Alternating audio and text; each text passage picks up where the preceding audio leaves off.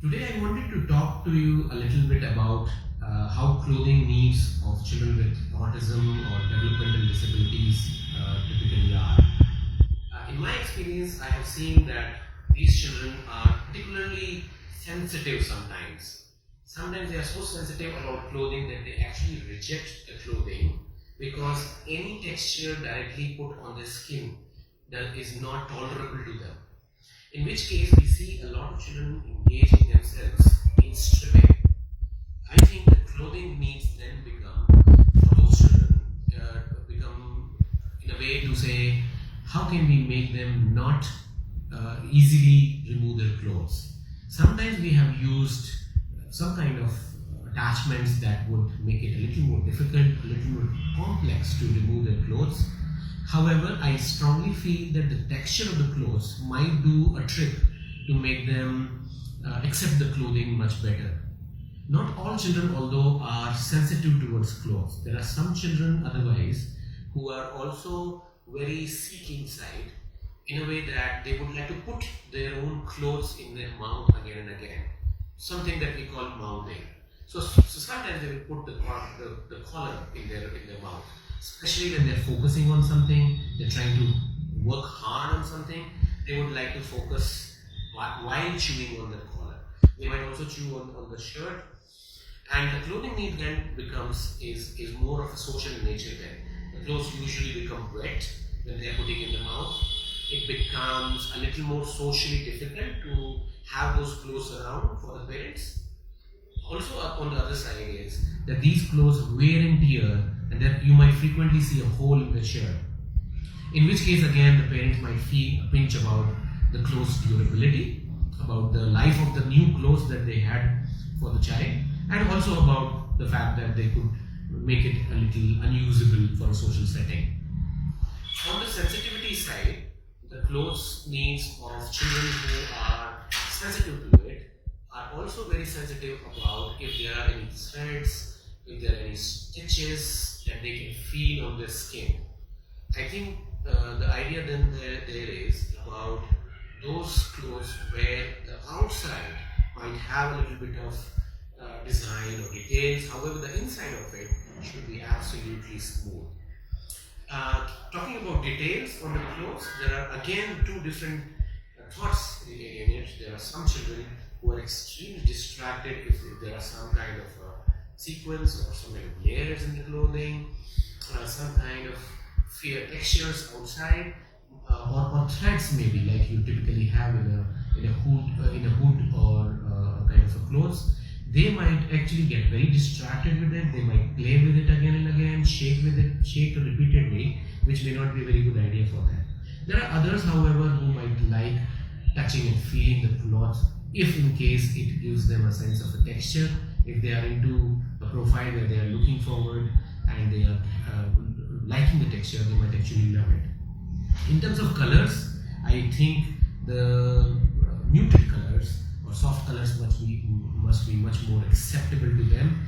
The bright colors are something that the children of a particular category, which we say are visual seeking in nature, are looking for bright visual experiences in anyhow their everyday life, might accept better. But in general, they might actually be better with the muted colors.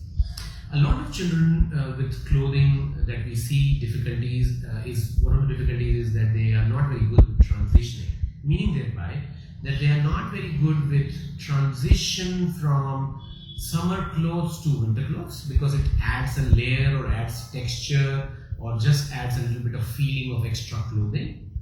On the other side, there are also children who are not very good with accepting when the changes and they need to go back to the original, usual, normal, warm weather kind of a clothing. They're not very good with accepting instead of full sleeves. If a half sleeve is given to them, they still continue to look forward to the same texture or same kind of feeling that they were having in this previous season.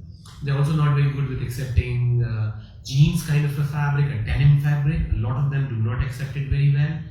A lot of them also do not accept if it is really touching their ankle. So if the ankle length can also sometimes bother them.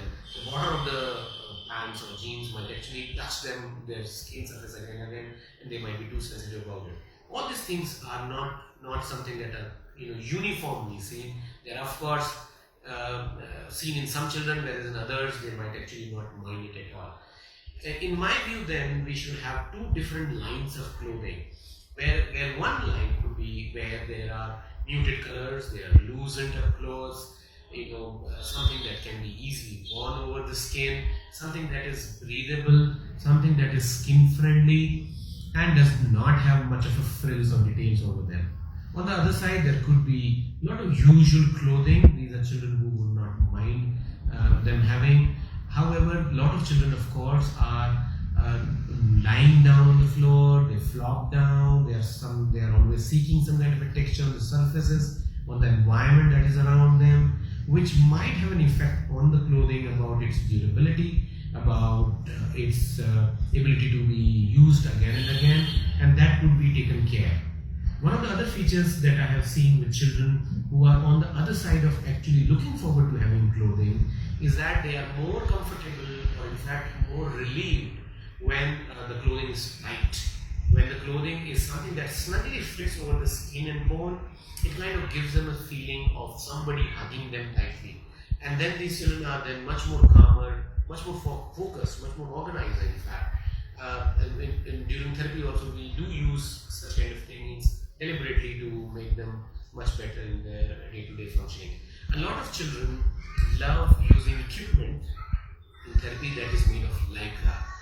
So the lycra somehow gives them, one is kind of an elastic kind of properties. Although we put the entire bodies in the lycra swing, say for example, it can be seen about how they like this lycra over their bodies, but typically they like the texture and they like the tightness or snugly fitting aspect of the lycra. So one of the challenges that we frequently see is that it is very difficult for us to teach them what is the front and what is the back side of clothing. It's difficult for children to visually or perceptually identify in a t-shirt, say for example, what would define them or what would tell them that this is the front and this has to be worn in this way. That is true for their undergarments, their vest and underwears as well. It is very difficult for them to ascertain, even after teaching, it is difficult for them to ascertain what is the front, what is the back of them. If the clothing itself can give them some cues, some kind of prompts that can make it easy for them to identify what could be a front and back, it would be much more easier for them to put on and off.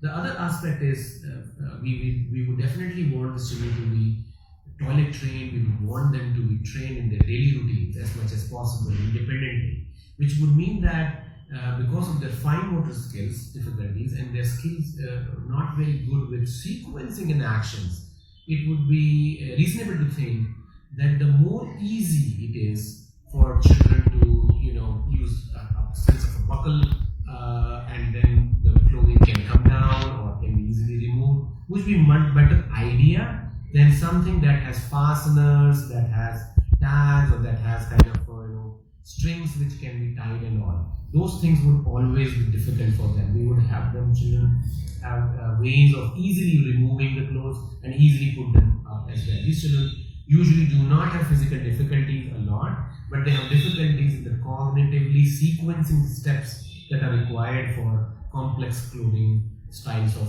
putting on and off.